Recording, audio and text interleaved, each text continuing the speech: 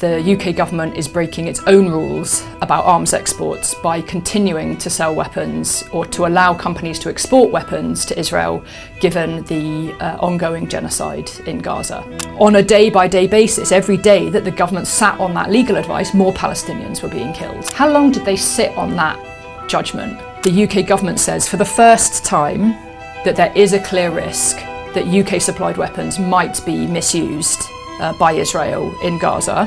What we have is the government defending its own position of selling weapons to a friend in the Middle East who is killing civilians. Hi, today we're going to speak with Anna Stavrianakis. She's an arms trade researcher, an international relations professor at the University of Sussex, and the director of research and strategy at Shadow World Investigations. It's the day after the latest hearing in the legal challenge that's been brought against the UK government over its arms exports to Israel. And Anna and I are going to discuss what happened yesterday in court, where the case may be headed, and what's at stake with this litigation. Yesterday we were at the Royal Courts of Justice in central London, watching the first day of the judicial review of UK arms exports to Israel. It's a case that's being brought by Al-Haq, a Palestinian human rights organisation, and the Global Legal Action Network, GLAN. And they are bringing the case because they think that the UK government is breaking its own rules about arms exports by continuing to sell weapons or to allow companies to export weapons to Israel, given the ongoing genocide in Gaza. And yesterday's hearing was to set out and decide the scope of what the full hearing will cover. And so the broad lines of dissent yesterday were whether the judicial review should only focus on the export of parts for the F-35 fighter jet, or whether it should include all the decisions prior to that and arms exports more generally. And the whole thing has been a bit complicated to follow because you've got the ongoing conflict and then you have the court case proceeding in parallel to it. And while it's been proceeding, there's been a change in government and then the suspension of some licenses in September. So that kind of changed the court case, right? Yeah, absolutely. And it's a really good example of the way that the commitment to arms sales is a thoroughly British tradition that cuts across Labour and Conservative. So both Labour and Conservative governments are very much in favour of military spending, of arms production and of arms exports. The one difference that we might have hoped to see was that with the incoming Labour government, that they would be a little more attentive to their obligations under international law. While they were in opposition, David Lammy, when he was the Shadow Foreign Secretary, was really pressing the Conservative government to release the legal advice that they'd received about whether ongoing arms sales to Israel were lawful. Once Labour got into power, David Lammy then said that he didn't have access to that legal advice. So David Lammy, when he is Foreign Secretary, commissions a review of arms exports to Israel. And this is like day one, right? According to him. Yes. So he makes the claim that he's been really proactive about this. He commissions this legal advice. And this is what gets us to the point where we come to the 2nd of September decision. And so one of the things that came out in court yesterday, or one of the things that I think is only slowly starting to percolate through into public consciousness, is that Lammy commissions this legal review at the end of July. The question then of how long it takes the legal team to get it to him and sort of the gap between the end of July and the 2nd of September is really crucial because that legal review said that the UK government does not believe that Israel is committed to complying with international humanitarian law. That's a really big deal. So the question becomes, at what point did they know that, and why did it take until the 2nd of September to say that in light of that legal finding, that Israel is not committed to complying with international humanitarian law, that therefore there needs to be a partial suspension of UK arms exports. So where we end up is sort of the quite the quite significant outcome that the UK government says for the first time that there is a clear risk that UK supplied weapons might be misused by Israel in Gaza, which then means that they have to suspend at least some arms exports. There is, however, a question behind that of how long did they sit on that judgment? How long did the government have that legal view that Israel is not committed to complying and yet still allow arms exports to continue? Because we're getting regular death and casualty updates out of Gaza, unpredictable as they are, because they are only the numbers that can be counted. There are hundreds and thousands of people who are buried under the rubble that we will never even possibly be able to count. But on a day-by-day basis, every day that the government sat on that legal advice, more Palestinians were being killed.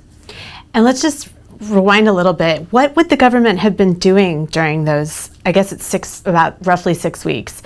How would they have been assessing it, whether Israel was committed to following international humanitarian law? What kind of things would they do? Why would it take 6 weeks? Who does it, the assessment? So that assessment is done by the government legal department, and they were looking at three things. They were looking at Israel's obstruction of humanitarian aid, Israel's treatment or mistreatment of Palestinian detainees, and the conduct of hostilities.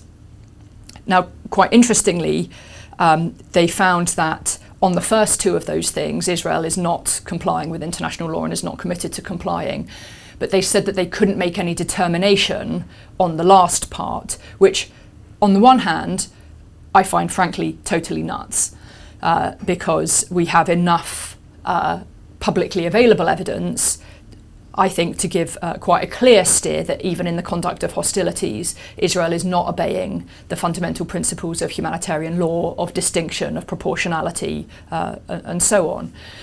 But one of the things that was talked about in court yesterday was that even though there was no specific legal determination on the conduct of hostilities, the overall finding that Israel is not committed to complying with international law would apply to the assessment of arms export licenses. One thing that I also thought I heard Glenn and Al-Haq's lawyer saying was they're concerned that if the government finds potential violations or a clear risk of issues with the first two, that they're concerned that because they haven't looked at the third, if the first two become change in any way. So for example, if Israel lets aid in and starts to treat detainees better from the perspective of the UK government, that they could then sort of lift the suspensions. What's your sense of all that? So my overriding sense in court yesterday was that the government wants to have it both ways. And this is where I think the comparison with the judicial review of arms sales to Saudi Arabia is instructive.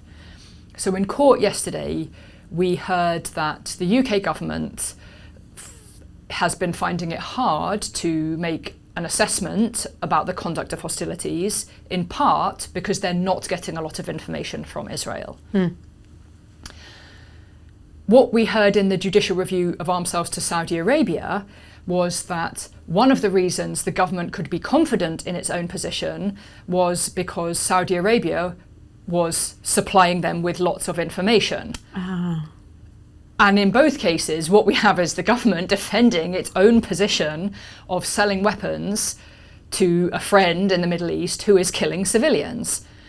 So it raises a question about the UK government's capacity, but also, frankly, its intent to be able to critically assess a friend's military conduct independently of the UK's own strategic objectives. Because this is where I think the rub comes with the finding that on the one hand, there is a clear risk that Israel is going to misuse weapons in Gaza, and yet the UK is carrying on to supply parts to the F-35 programme. This is something that has been implicit for a while, but yesterday in court it was said openly and plainly, and I think it's the thing that people really need to understand, is that the UK government admits that there is a clear risk that parts for the F-35 might be misused in a violation of international law. So the UK government has accepted that Israel is not committed to complying with international law, and accepts that there is a clear risk that the F-35 fighter jet might be used in violations of international law. That is massive. It's not news to those of us that watch the arms trade or have been watching the conflict in Gaza in detail, but to hear it said in court, and for it to now be public, open knowledge that the UK government admits there is a clear risk that the F-35 might be misused, I think is really significant. Because what it then means is that while the UK government's policy is that where there is a clear risk of misuse, it will not allow arms exports, the fact that it has made what it calls a carve-out to allow parts for the F-35 to carry on going to Israel via the United States and other countries means quite literally that they do not give a shit about Palestinian lives. Because there is no other interpretation. There is a clear risk that the F-35 might be used to kill Palestinian civilians, and yet we will allow parts to continue going to Israel. And the justification for allowing parts to carry on going to Israel is because they fear the response of the United States. And that's what I find quite interesting, is that actually none of this is about leverage over the Israelis. This is all about the UK's relationship with the United States and being seen as a good NATO ally. And we've heard David Lammy say in Parliament very openly, yes, I know there is a risk that the F-35 might kill Palestinians, but I will not. But the F-35 is also used in what he called other theatres. Well, yeah, I wanted to pick you up on that. And so this is where the UK is prioritising its relationship with the United States, its relationship with NATO. Yes, there are other wars going on in the world. Yes, there is the war in Ukraine, and the UK and US have not been doing a good job of supporting Ukraine against Russian invasion and occupation. But David Lammy is making a trade-off that doesn't need to be made, where he says, I am not going to let lives be lost in other theatres just because of Palestine. It's literally there in black and white. And this is where I really take the lesson from Palestinian scholar Noura Erakat, who's written a fabulous book called Justice for Some, which is about the role that international law has played in the war against Palestinians, where she says the question is not so much what the supporters of Israel, like the United States, like the United Kingdom, the question is not so much what do they say about the genocide. The question is actually, what does the genocide say about them? And so one of the things that I find really interesting at the moment is that the UK government seems to be abandoning any interest in being seen to be reasonable. It's abandoning any interest in being seen to comply in even any minimal way with international law. It's saying some of the words, but its actions are so far from any reasonable understanding of commonplace terms that it seems as if they've just decided to abandon even the facade of legitimacy now. And that's one of the things that I find quite striking about what's happening at the moment. And so that's why we need to actually talk about power, we need to talk about politics, we need to talk about interests.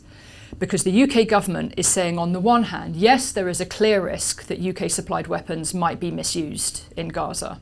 Now, my reading of that part of its commitments is that that is an absolute commitment.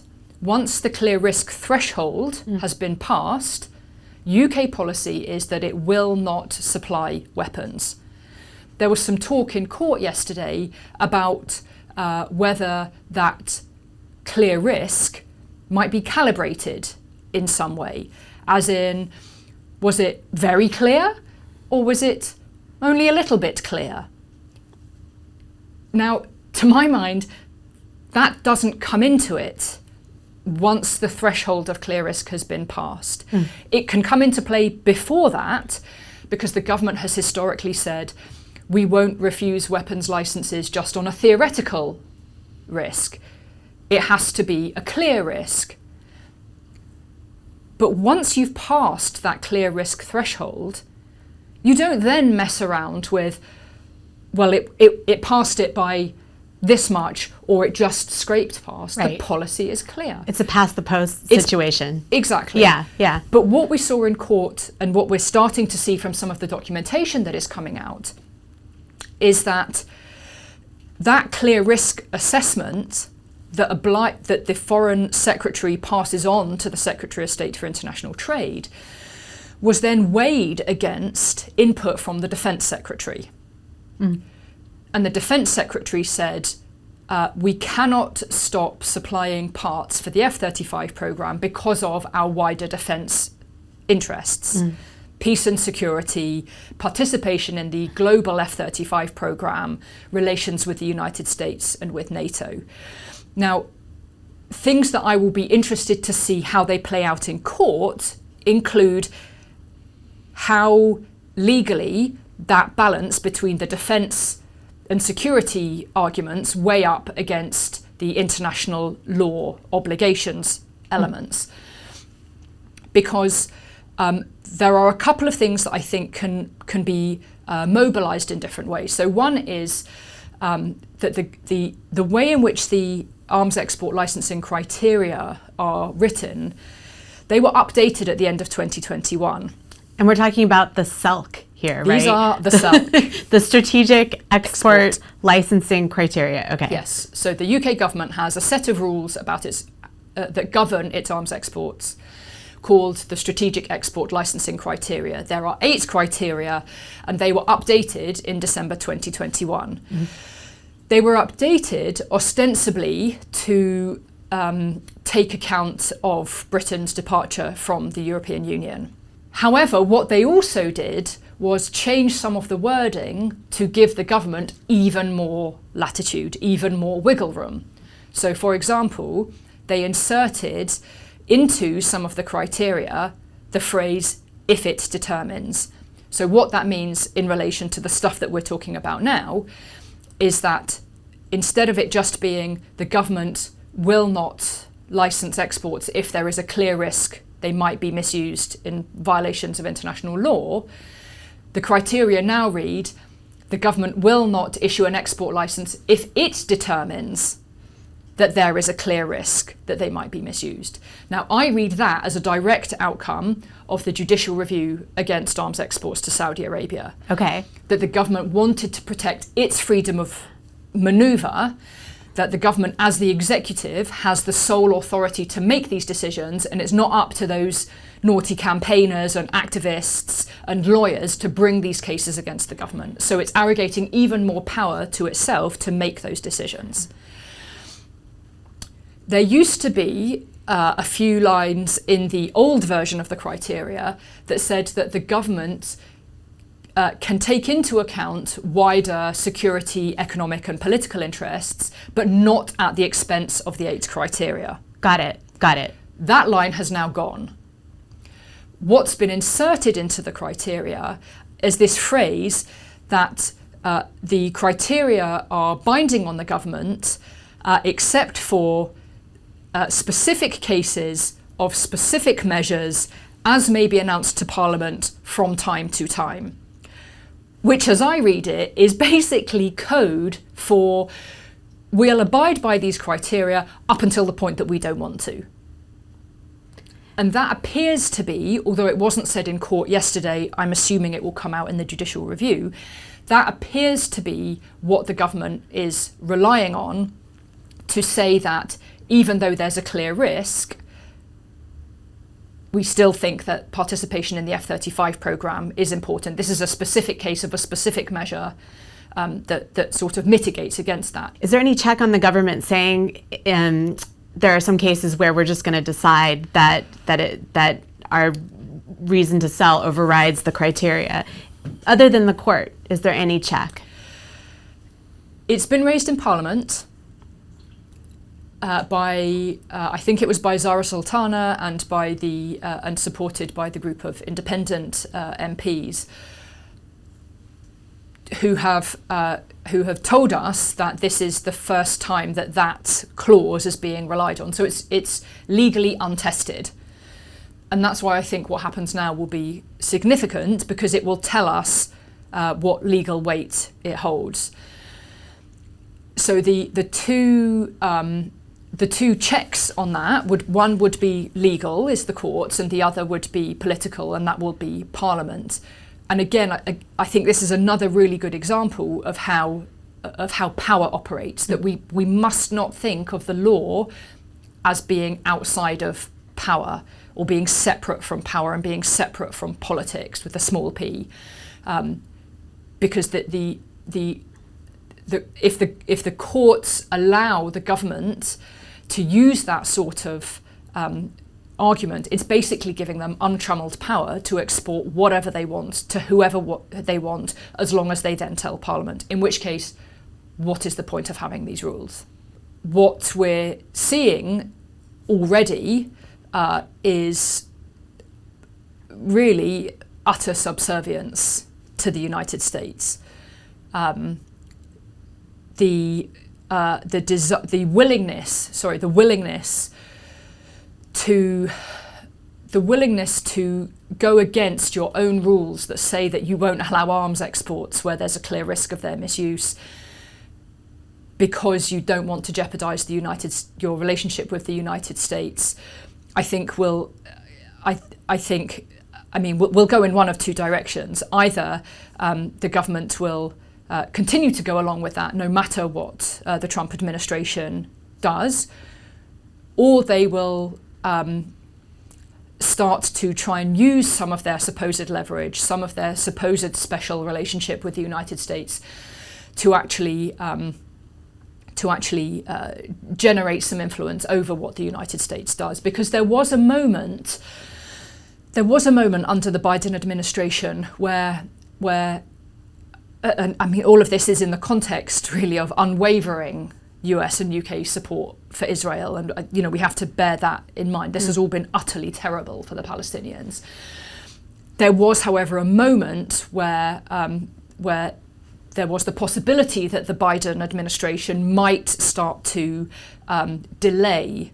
They weren't going to cut arms exports, but they might delay some of the shipments of bombs to Israel. Yeah, this is around January maybe, yeah. For me, that was the moment where, even if you accept that you're in a subordinate relationship, the UK is the junior partner to the United States. That was the moment where, if you have any leverage at all, you start to apply it. Mm-hmm. That could have been the moment where the UK said, hey, United States, there's some wiggle room there, because they are even talking about delaying. That's the point at which the UK should have said, we're not allowing any more exports to go, because there was a window of opportunity there. Right. Will there be any such window with Trump? I'm guessing not, but Trump is transactional.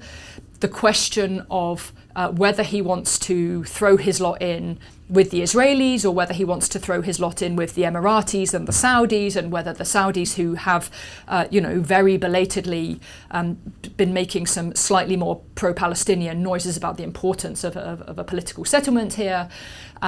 It's not, I do not feel at all hopeful, but Trump is nothing if not transactional and opportunistic. So I think there is a question there for the government, for the UK government, about what it thinks its long-term strategy is going to be. There are conversations that this country needs to have about what national security means, what it looks like. What are we spending our money on when children are going hungry in this country, when people cannot get access to medical services in this country, and yet more and more money is going to the arms companies in the form of subsidies that are paid for with our taxpayers' money. That's the conversation we need to have. I am here for that conversation. I have views that other people would disagree with, but we have to have a more mature and nuanced conversation about these things in this country. All I see is the UK government following the US line and taking its cue from the United States all the time. That is not the sign of a mature liberal democracy. That is not the sign of a self-confident polity that is able to make its own decisions, and that's one of the things that I find really sad about contemporary Britain. Well, it sounds like you could see a world where potentially the F-35 is justified. Like, it's justified that we need these F-35s somewhere for deterrence, but it's just that there's not a public discussion about it that's happening. It's not out in the open. That's your real I think it's beef. two things. One is the absence of meaningful political discussion about what are the military threats facing the UK. I am worried about the Russian invasion and occupation of Ukraine. I do think, Britain has a foreign policy problem in relation to what Russia is doing in Ukraine and the prospect of, it's not the prospect, it's actually happening, of land war, in Europe. I take that very seriously. I think there is a question about what sort of technology you need to face those threats. The F-35 is the most expensive, it's the most delayed military program in history, it also routinely doesn't work. There is a dynamic in military production where things get increasingly sophisticated to the point of being sort of these sort of baroque, overly complicated technologies that don't even work for the stuff that you want it to do. And that becomes a self-perpetuating dynamic within military production. And we see it in other things. People who like technology always think there's going to be a technological answer to the problem, which then leads you down a particular path of responses to what is ultimately a political problem and an economic problem. So I am not a technological fetishist. I do not think that you need ever increasingly technologically sophisticated responses to meet those very real threats. And then the other thing would be actually that question of what are the threats facing the UK? Well, I don't know, how about pandemics and climate disaster? They have to be reckoned with alongside these traditional military threats. I think there is a very real question for Britain at the moment about how we as a country understand our security, who even is the we in that sense of our security. Britain is a country with a large diaspora that lives abroad, with communities here that are made up of peoples from former colonies and not. That sense of who we are as Britain is much more varied than the approach that the government takes. It takes a very narrow, a very militarised and a very sort of white nationalistic approach to the question of who the we is in Britain. And just to jump on the technological point, something that we haven't touched on that I think is really important in understanding what's going on is this tracking and tracing issue with the F-35 parts, which gets a little dorky, but actually it's really important, isn't it? Yeah. Because one of the reasons the government is saying the government cannot suspend F-35 components made in the UK that would end up in Israel is because the F-35 program is unable to trace those. And I obviously have asked the F-35 program this, and they said technically it's possible, currently it's not happening.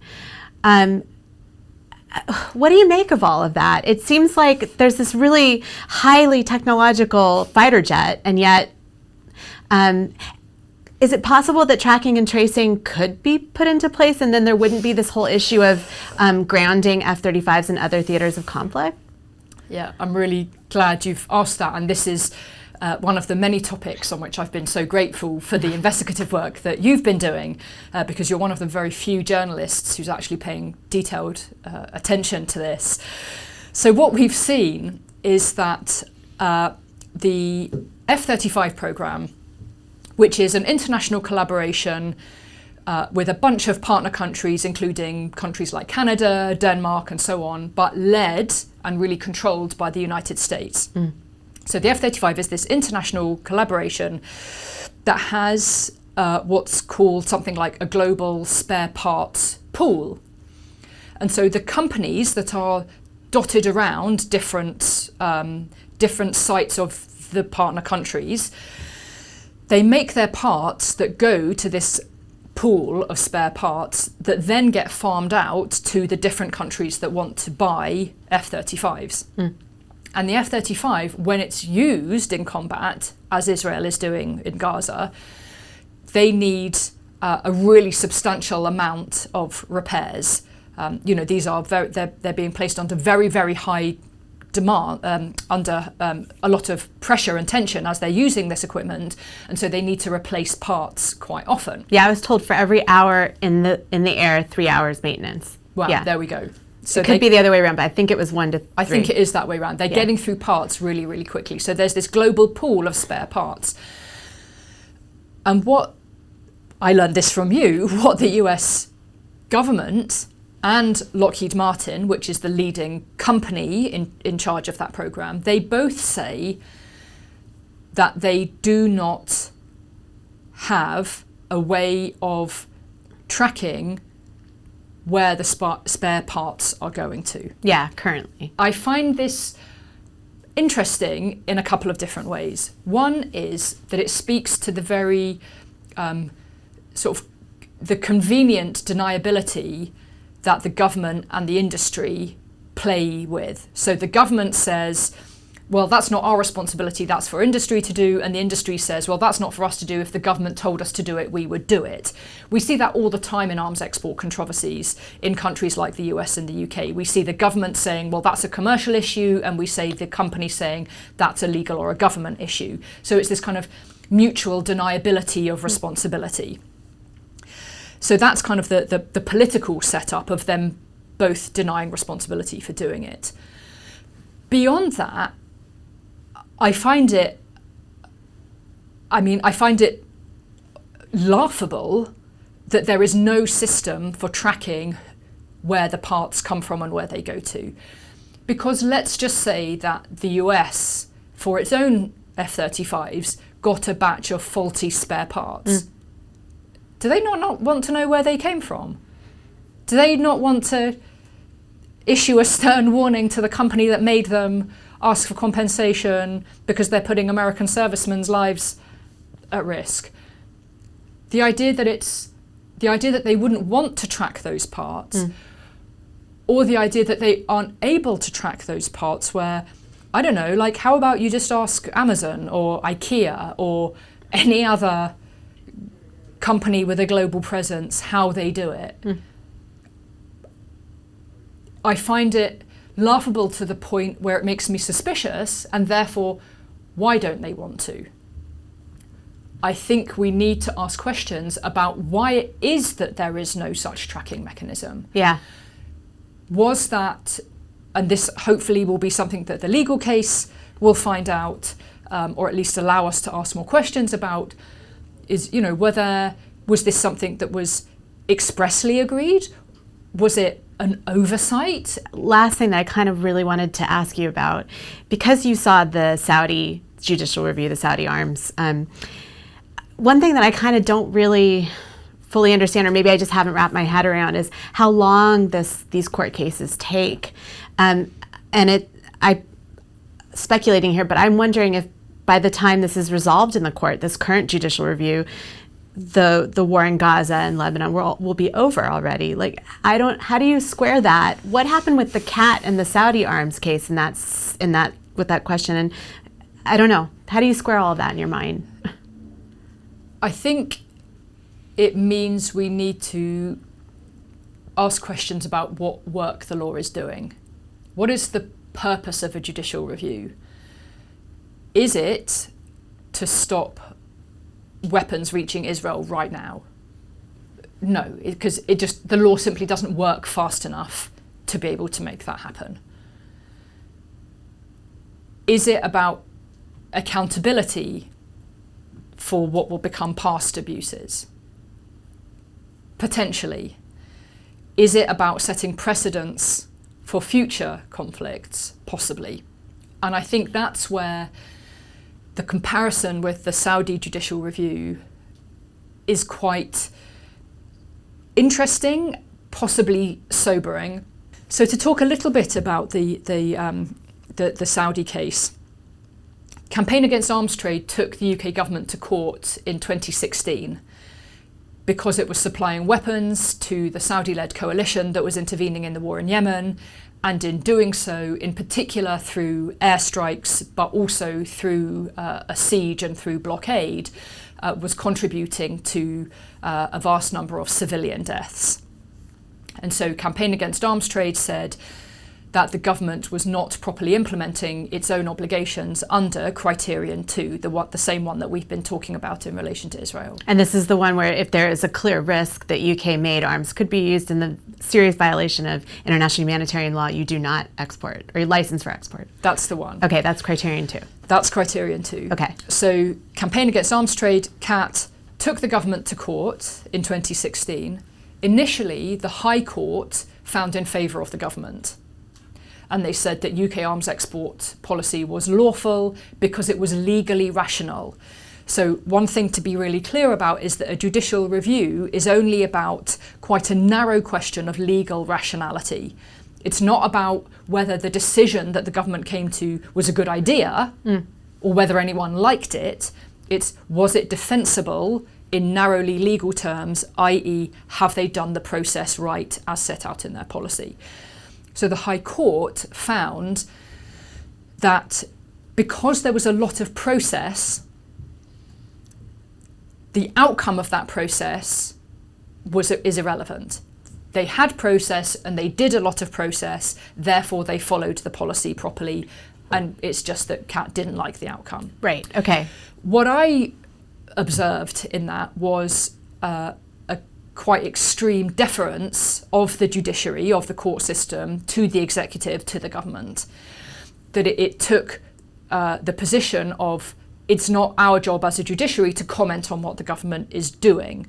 Now that's probably sort of the dominant way of thinking about it, but it's not the only way that you can think about how the law operates in relation to government. I think they could have taken a more sceptical, a more robust approach to the actual substance of how the government was making those decisions. Like, you had this in front of you, your process didn't catch this. Exactly. We have a problem with the way the process went. Exactly. Not just you did process check. Exactly. Okay. So that was the first stage. CAT then appealed and was granted permission to appeal, and so the case was then heard at a higher level in the court called the Court of Appeal.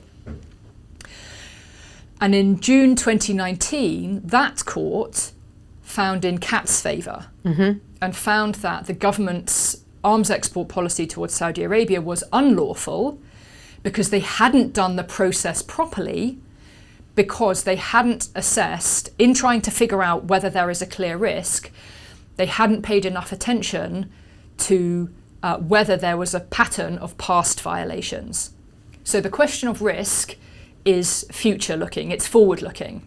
Think about a risk assessment that you might do, whatever, in the office for your kid's school trip. Yeah. Risk assessment is trying to figure out the likelihood and the severity of something bad happening in the future and putting in place preventive measures to stop that bad thing happening. So risk assessment is all about prevention. Okay.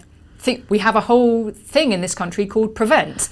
The parallel with counterterrorism is very interesting. So it's about so the risk assessment is about preventing the harm of serious violation of international law. So the Court of Appeal has said that for the government to adequately assess that future risk, they have to look at past behaviour. Right, because how else would you judge? How would you, yeah. Exactly. Yeah. How are you to judge the likelihood and the severity if you don't look at what they did before? Right. And that the government did not have an adequate accounting of how it had assessed that. Okay. So what the Court of Appeal said was UK arms exports to Saudi Arabia are unlawful. You may not issue any new licenses, but crucially, it didn't require the government to revoke licenses that had already been granted. So anything that was going to Saudi Arabia under licenses that had already been granted was allowed to go, and the government made full use of that, and the arms companies made full use of that. But the government was not allowed to issue any new licenses for exports to Saudi Arabia until it had retaken its decisions. Okay. So it had to retake its past decisions, taking into account the past practices of the Saudi-led coalition. And so what the government did was it revised its homework, if you like. It went back and it looked again at those decisions, and they came up with what they said was a new methodology. And some of that was quite good. So they treated any sort of potential violation of international law as if it were one. To my mind, that is a good way of doing a risk assessment, because you've got an eye on a very bad adverse outcome. Like worst case scenario. Exactly. Yeah. They took a worst case scenario approach. Thank you. Yeah. But that's the only good thing I can say about it, because after that, they then decided that there was no pattern of breaches or possible breaches, and that anything that was a possible breach of international law was an isolated incident. Okay.